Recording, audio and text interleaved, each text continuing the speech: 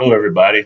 Welcome to another episode of The Power of Spiritology on the Spiritology Television Network. And I'm Dario Thomas, the solo host for now. Um, Today, I want to talk briefly about giants. There seems to be a lot of rumors, speculation, and even assurance that giants are real and that they once existed. And when I say once existed, I'm talking about the kind of giants that you hear about in fairy tales. I know a gentleman who believes that giants roam the earth and that they were in excess of 30 and 36 feet tall, which is pretty spectacular if you ask me. He even gave me a couple of links to go and look at pictures and whatnot.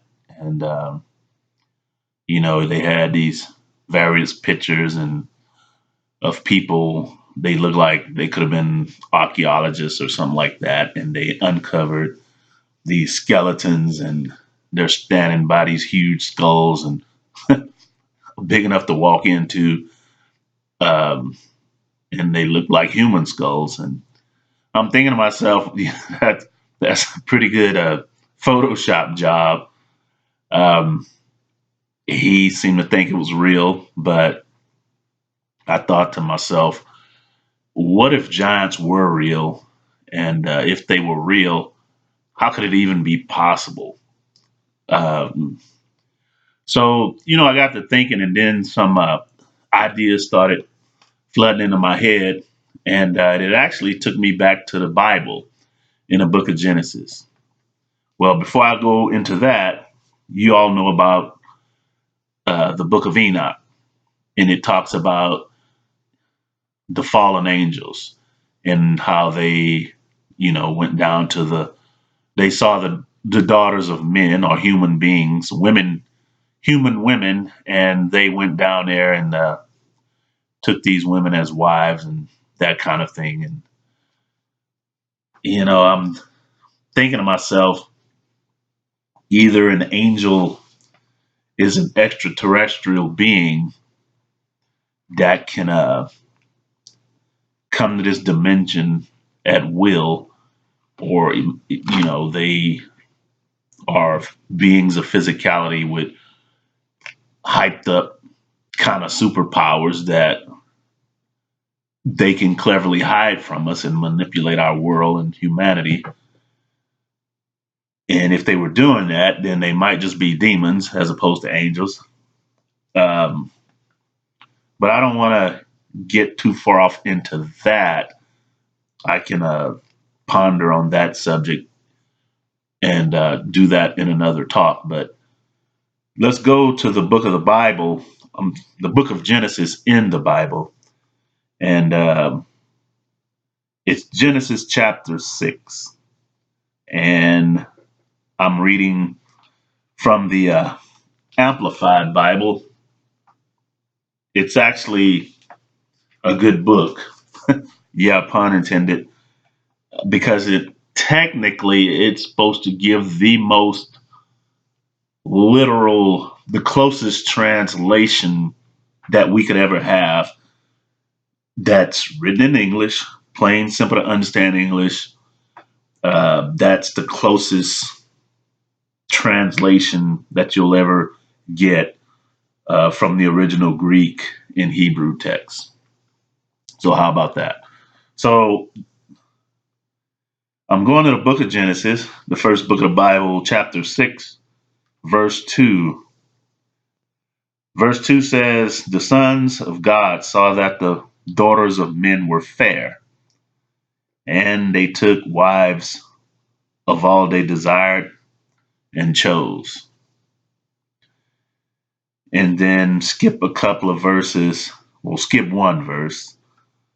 Um, Genesis chapter 6, verse 4 says, "There were giants on the earth in those days, and also afterward, When the sons of God lived with the daughters of men, and they bore children to them, these were the mighty men who were of old, men of renown.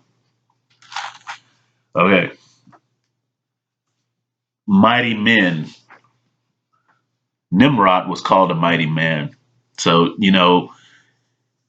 he was the king of Babylon. So they say, even though it doesn't really say in the Bible that he was the king of Babylon, that's kind of the side history that's outside of the Bible, that Nimrod was a giant and he was the king of Babylon. But anyway, how is it possible for an angel?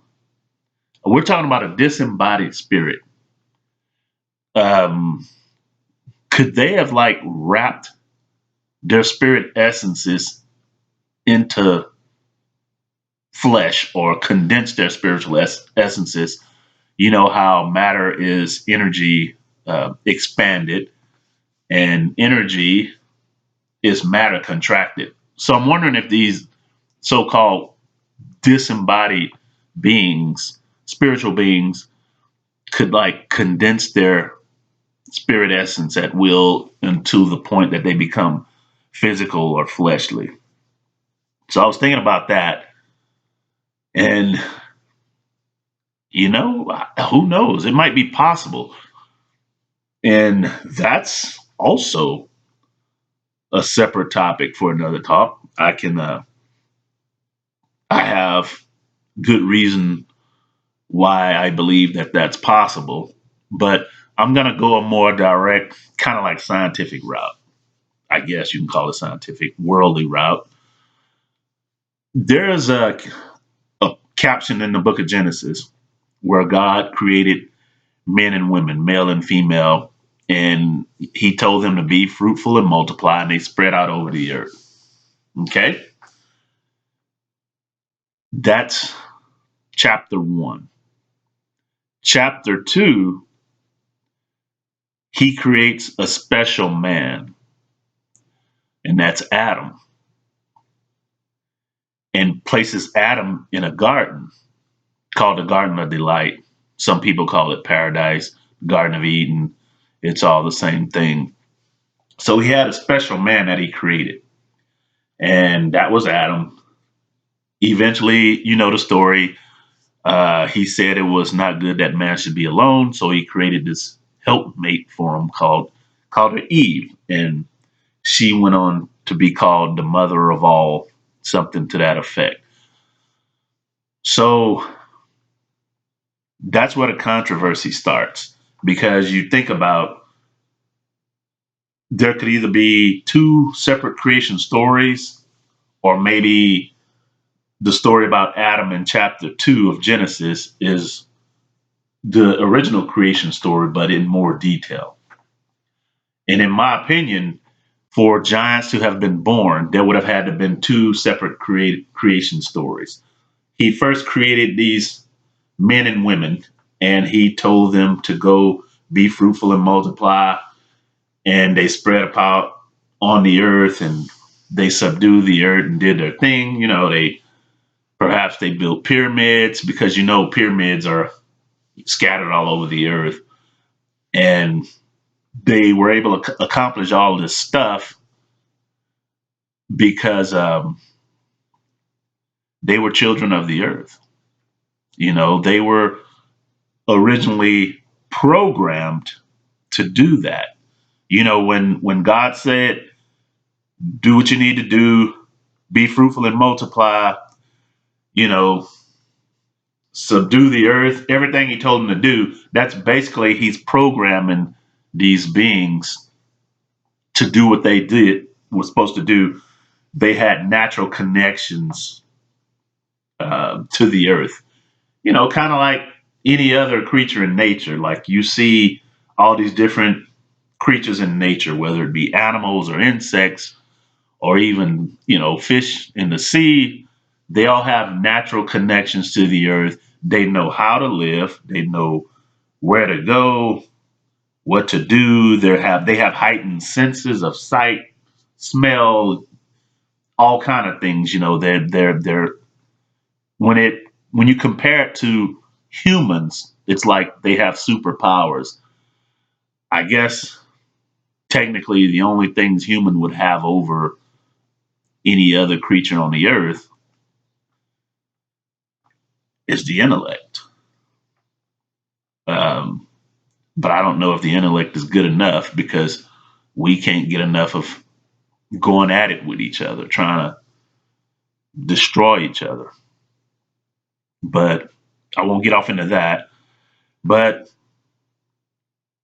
these first peoples in the book of Genesis, the very first ones that God created, I believe that they were like that too. They were natural. They had natural connections to the earth. They had heightened senses of smell and the whole nine yards, keen eyesight. They had it all. And but they were children of the earth. This is what I believe. Now, when God created the man called Adam and later on Eve, which in theory that's who we descended from, they had no connection to the earth. Think about it. The babies these days, from time immemorial or whatever the word is, the babies these days are born with blank slates. They don't know what's going on. They are born without a natural connection to the earth. But here's something interesting, though. Very interesting. They're born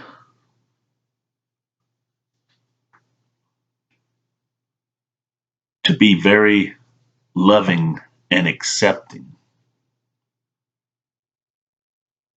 Think about that. Any other creature is born, it's born into its pre programmed nature. But humans in this day and age, from centuries ago, they're born with blank mental slates. So we have to give our own selves a nature. We have to, well, let me back up. I believe that we're born blank like that, but with a loving nature because we weren't supposed to connect to the earth. We're not supposed to connect to the earth. We're born like that. That love comes from God above. So we're born like that with that connection to universal love, to God Himself.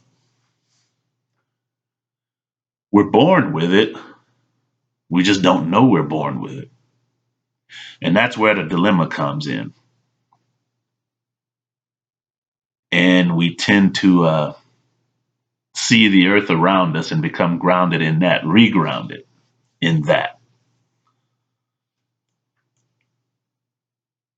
But what I think, if it happened in a worldly way, that these first beings who were children of the earth, okay, you got these beings in the first book of Genesis that God created, gave them the pre-program, and now they have their natural earthly connections, can do what they want to do or supposed to do, live how they're supposed to live on the earth. And then here comes Adam and Eve, and they don't have the earthly connection. They have a connection, a universal connection to the creator. But again, they just don't know it because they're born with a blank slate. So as they multiplied, and as you already know, they got kicked out of the Garden of Eden for disobedience and whatnot, and then they became spiritually lost. So, but they were the children of God because they were born with the connection to the universe, that mental connection, spiritual connection, which gives them the power to eventually ascend to a greater level of life beyond earth. That is, if they wouldn't have disobeyed. But if they were the real children of God, and then you got the male population, the sons of God, and they encounter these other beings that, let's say if you believe in the two creation theory, they encounter these other beings in the first book of Genesis that were created first, that had the connections and they were grounded to the earth. If they encounter those people, and let's say the original people from the first phase of creation, those women were beautiful, naturally they would be humanoid type beings and they were beautiful. And guess what? The sons of God being ousted out of the Garden of Eden and disconnected probably desired these women, and they took them for wives. So, what if that happened? All right, keep that in mind. Also, think about this. What if they weren't necessarily designed to interbreed with each other? And that's where the issue happens. How giants are born. And the way I look at that is, and people can be devious. Like lions and tigers, they don't go together, they don't mix. But devious people breed lions with tigers and they come up with creatures that they call ligers or tyons or something like that, depending on which creature is the father that plants the seed. I think if a male lion seed is planted in a female tiger's womb, then it's officially called a liger. But if you think about it, a lion is like a full grown male lion. As powerful as they are, they get up to 300, 350 pounds, I think, the last time I checked. Tigers, around that same area, 350, maybe 400 pounds, something like that. And these are the biggest, the cream of the crop, lions and tigers. But they're not supposed to be interbred. I mean, to my understanding, if they encounter each other, they don't try to mix with each other because they naturally know, being creatures of the earth, that they're not supposed to. They're pre-programmed that way. But people breed them anyway, and they come up with these ligers. And if you think about it, these two creatures that aren't supposed to be bred together, a lion and a tiger, you make a liger, and it's twice the size, sometimes even more than twice the size. Like ligers get up to like 800 pounds. I mean, that's a huge difference from a 350-pound lion. There have been instances where they've recorded ligers being up to 1,000 pounds. And one of the problems with these ligers is that they're born kind of sickly because they're not supposed to breed. Most of them are said to be sterile. They have all kind of weird disabilities with physical structural problems. Uh, they're sick because they're freaks of nature.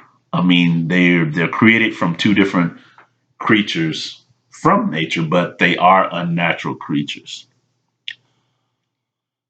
And I'm thinking along the same lines. For instance, if this special type of human being, son of God, like Adam's descendants, went and interbred with the daughters of men who I believe were the children of the earth, those two mix, and it's the same principle. They're not supposed to mix, but they mix, and now their offspring come, out twice the size, and they have problems too, physical problems of physicality, uh, issues, and they are extra ferocious and evil. And another thing about that is this: in that second verse that I read from the book of Genesis, it said, and it was talking about when Moses built the ark and before and after the flood. It said there were giants in those days and afterwards. So obviously, if it happened in this way of physicality with this, that's if the story of creation is twofold, then it's obviously it was in the DNA. So it had to have been in the DNA of Moses, not Moses, but Noah and his offspring. That is, if the flood wiped out everything and everybody. And eventually, if if there's an idea implanted in the DNA and genetics, it'll eventually come across as an outcropping in the world of physicality, meaning that eventually a giant was destined to be born. Giants like Og, the king of Bashan, Goliath, and who else? There's even stories in Jewish lore that Samson was a giant. How about that? But that's my theory about, from a scientific point of view, how giants could have been made. And there you have it. Hopefully, you enjoyed the talk. If you have any questions or comments, you can holler at me, and I'll give more talks like this in the near future. God bless.